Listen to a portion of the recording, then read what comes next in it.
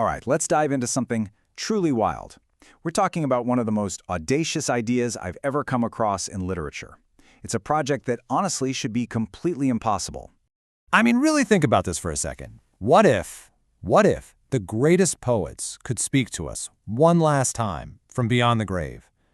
What if that silence after death wasn't actually the end? Imagine Sylvia Plath or Walt Whitman having just one more thing to tell us from the great beyond. That's the absolutely wild premise we're getting into today. And check this out. The editor of this book, the Afterward Anthology, puts it perfectly. They said this book began as an impossibility and has grown into an even larger one. It just perfectly captures the spirit of this whole thing, right? So, what exactly is this book? Okay, let's get into it. What is this impossible anthology really? So here's the deal. It's a book of brand new poems, but, and this is the crazy part, they're written in the voices of famous dead poets. Yeah, it imagines what poets like Whitman, Plath, Sappho, what they would say to us now from the afterward. And it's not random stuff. They're tackling the big themes they always wrestled with. Love, death, what it all means. The editor has this beautiful phrase for it, an act of imagination disciplined by love. Okay, I know what you're thinking, because I was thinking it too. Wait a minute, is this supernatural? Are we talking about some kind of seance here? Are they literally channeling the dead? The answer is a hard no. And honestly, the real reason behind it is way, way more interesting. See, it's not about ghosts or anything like that. The whole project is built on this really cool philosophical idea, reading as resurrection. So let's just get this straight. This is not channeling the dead. It's not a seance. What it is a huge literary what-if. It's an act of deep imagination, an exploration of voice. It's taking everything we know about these poets and just seeing where that voice might go next. And the whole thing hinges on this really powerful idea of what imagination is. We're not just talking about making stuff up. The editor defines it as a faculty of knowing.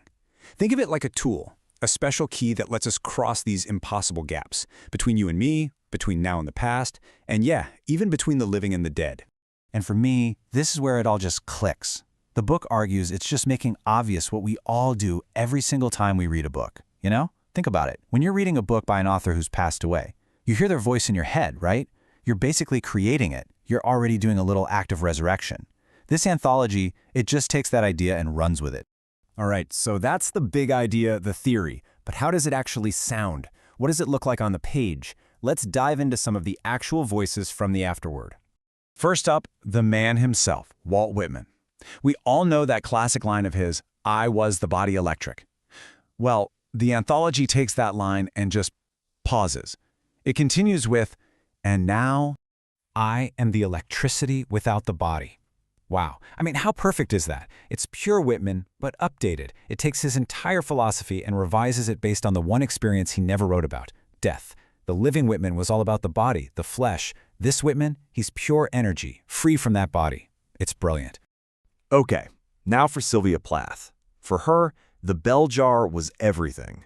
It was this powerful, suffocating metaphor for the depression that she lived with that shaped so much of her poetry. But from the afterword, she gets to reframe it. She says, "What I could not say while living is that the jar was also a womb. The pressure that crushed me was also the pressure that formed me." I mean, talk about a perspective shift. It turns this symbol of pure suffering into something that also created. The pressure that crushed her also formed her. That is just so powerful. Now let's go way back, 2,500. That's 2,500 years. That's about how long it's been since the poet Sappho was alive. We barely have any of our work left, just these tiny, beautiful fragments. So how on earth could she possibly have a voice in this book? Well, the answer is, we are her voice. This imagined Sappho says that the dead live on attention. Think about that. She says our attention is a form of love.